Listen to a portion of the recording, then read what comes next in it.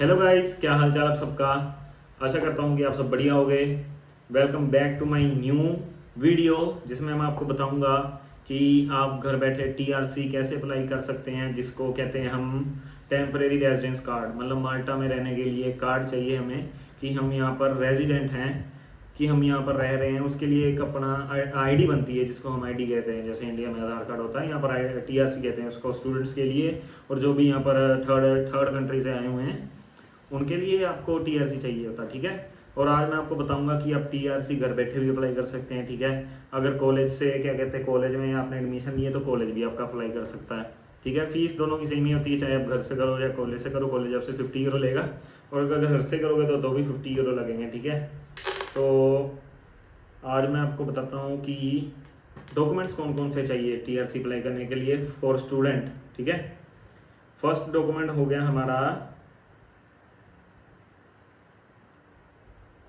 Travel and identity document. ठीक है।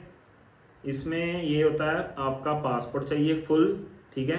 जो पीडीएफ हो और स्कैंड हो। ठीक है। उसमें आपका अपना वीज़ा भी चाहिए।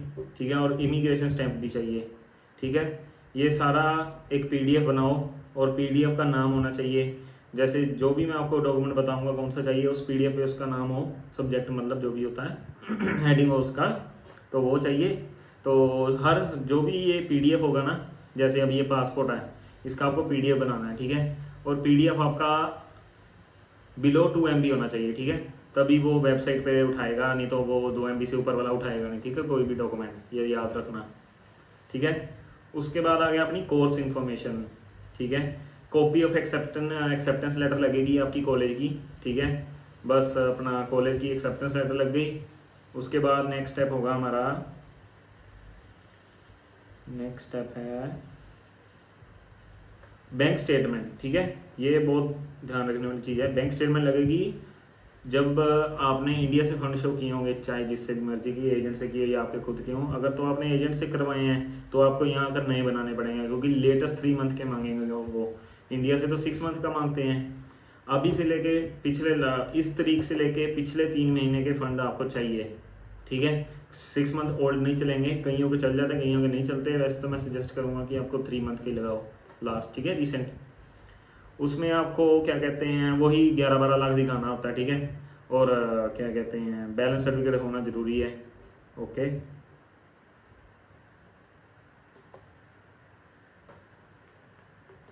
उसके बाद आ गया अपना हेल्थ स्क्रीनिंग। ये यहाँ पर मैंडेटरी कर दिया इन्होंने हेल्थ स्क्रीनिंग का।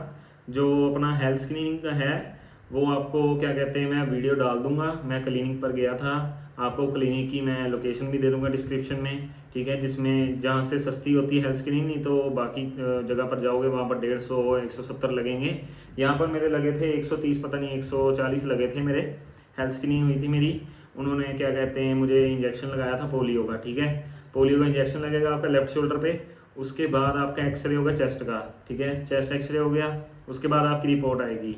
वो रिपोर्ट पे सब कुछ वही लिखेंगे। उसके बाद आपको वो रिपोर्ट लेकर जानी पड़ेगी कॉलेज में। ठीक है। जिसमें आपकी एडमिशन है, वो कॉलेज वहाँ पर स्टैंप लगाएगा। ठीक है। अपनी इन्फॉर्मेशन डालेगा, हमें हमारे साइन होंगे। ठीक है। और क्या कहते हैं, वो कॉलेज जो अपनी हेल्थ स्क्रीनिंग उसको कहते हैं, जो हमें क्लिनिक से मिली है, उसका भी आपने पीडीएफ बना लेना है। ठीक है। उसके बाद नेक्स्ट प्रोसेस है हेल्थ इंश्योरेंस प्लान। ये बहुत ज़रूरी है, माल्टा में जब लैंड हो तब करा लो, क्योंकि कुछ नहीं पता कि बाई चांस भगवान ना करे कुछ भी हो जाए, वैसे तो ना हो, तो उसके लिए आपको हेल्थ इंश्योरेंस करानी बहुत ज़रूरी है। मैं आपको अफोर्डेबल प्राइस पे एक बता दूंगा, और उसकी डिस्क्रिप्शन में लोकेशन भी डाल दूंगा। ठीक है। कि कहाँ से करवाओ। मेरे 150 यूरो लगे मैक्स, क्योंकि अगर किसी और इंश्योरेंस एजेंसी से कराओ 180 लेते हैं मिनिमम। जो जहाँ से मैंने कराई वहाँ 150 लेते हैं। वो भी मुझे किसी फ्रेंड ने रेफ़र की थी, तो तभी मेरी सस्ती हो गई थी। अगर आपको कहीं और से करानी है, जहाँ आपको ये होता है कि क्लेम बढ़िया हो जाए ये वगैरह वो वगैरह, तो आप वहाँ पर करवा लो। मेरे मेरे अकॉर्डिंग तो वही करवाओ, क्योंकि आप स्टूडेंट हो, यहाँ पर पैसे सेव करने आए हो। उसके बाद आ गया अकोमोडेशन, आप जहाँ पर रह रहे हो। ठीक है। यहाँ का प्रूफ चाहिए। यहाँ के प्रूफ में लगेगा आपका हाउसिंग अथॉरिटी मस्ट है। ठीक है। वो ओनर अप्लाई करता है, जो इस घर, जैसे इस घर का ओनर अप्लाई करेगा हाउसिंग अथॉरिटी, हाउसिंग अथॉरिटी आएगी तो उसके बाद आपका क्या कहते हैं, एक लीज एग्रीमेंट बनेगा, ठीक है, कि उसके साइन होंगे, आपके साइन होंगे, फिर उसको उसके बाद आपको नोटरी करवाने जाना पड़ेगा वो सारे डॉक्यूमेंट्स, ठीक है। वो नोटरी नहीं करवाओगे तो वो उठाएगा नहीं जहाँ पर आपने अपलोड करने डॉक्यूमेंट, ठीक है। तो आपको नोटरी के लिए भी मैं लोकेशन डाल दूंगा, वो बस 10 यूरो लेता है और सारे डॉक्यूमेंट आपके नोटराइज कर देता है, ठीक है। उसके बाद आपका और क्या था इसमें प्रोसेस, देखूं जरा, खुल जा। इसके बाद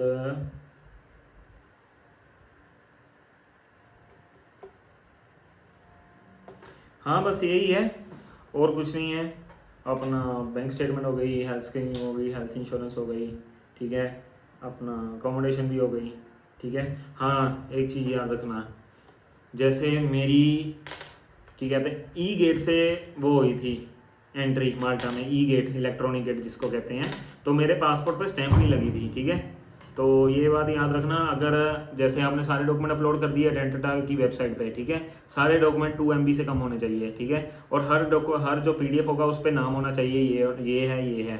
हाँ एक चीज़ और, जैसे मैंने आपको बैंक स्टेटमेंट कहा ना 3 मंथ की लगेगी, तो जब यहाँ पर माल्टा लैंड में लैंड हो गए आप, तो आपको यहाँ का कार्ड लेना पड़ेगा रेवोलूट का, ठीक है, और वो कार्ड से आपको यहाँ की ATM में कैश विड्रॉल कराना है, 10-20 यूरो विड्रॉल करवा लो, और उसके बाद रिसिप्ट ले लो ATM से। वो रिसिप्ट और बैंक कार्ड अलग से लगेगा PDF में, बैंक कार्ड प्लस स्लिप, ठीक है। रेवोलूट का कार्ड बन जाता है, रेवोलूट ऐप डाउनलोड करोगे, उस पर आपको बस ऑर्डर करना है अपना कार्ड, ठीक है, और क्या कहते हैं फिर वो भी आ जाएगा। यही है बस सारा कुछ, और कुछ नहीं है। मैं क्या बता रहा था आपको कि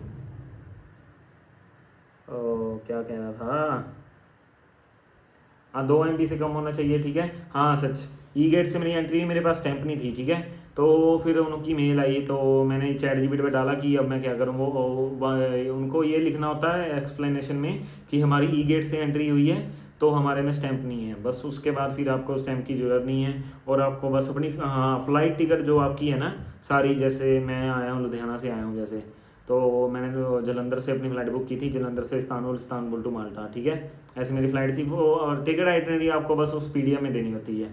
उसके अलावा और आपको कुछ नहीं मांगेंगे, करेक्शन आ जाएगी तो आप सबमिट कर दोगे। तो जैसे मेरी ये करेक्शन आई थी 17 जुलाई को आई है मेरी करेक्शन, मैंने 5 जुलाई को अप्लाई की थी फाइल, अगर करेक्शन ना आती तो जल्दी आ जाती, मैक्सिमम 15 दिन लग गए, 10-15 दिन लग गए, तो करेक्शन आ गई मेरी। उसके बाद अब क्या कहते हैं, अब मुझे आज मेरे ब्लू पेपर्स मिल चुके हैं, ठीक है, अब ब्लू पेपर मुझे मिल चुके हैं। उसके बाद मुझे क्या कहते हैं ब्लू पेपर, अब वो कहते हैं घर पे आपके लेटर आएगी, वो लेटर लेकर दोबारा वहाँ पर ऑफिस में चल जाना, ऑफिस में आपको फिर कार्ड मिल जाएगा। बस यही प्रोसेस है, कोई इतना लेंथी प्रोसेस नहीं है। अगर कुछ भी इन्फॉर्मेशन चाहिए मेरे इंस्टाग्राम पे मुझे मैसेज कर दो, अगर वहाँ पर मैं मैसेज नहीं सीन करता तो मुझे क्या कहते हैं जो भी है मुझे वॉइस नोट भेज दो, या मेन कोई आंसर लिखो, मुझे हाय हेलो मत लिखो, ठीक है, ताकि मैं जल्दी रिप्लाई कर सकूँ। Okay, thank you so much. Video अच्छी लगी लाइक कर देना, सब्सक्राइब कर देना, घर वालों को कह के शेयर कर देना। ओके।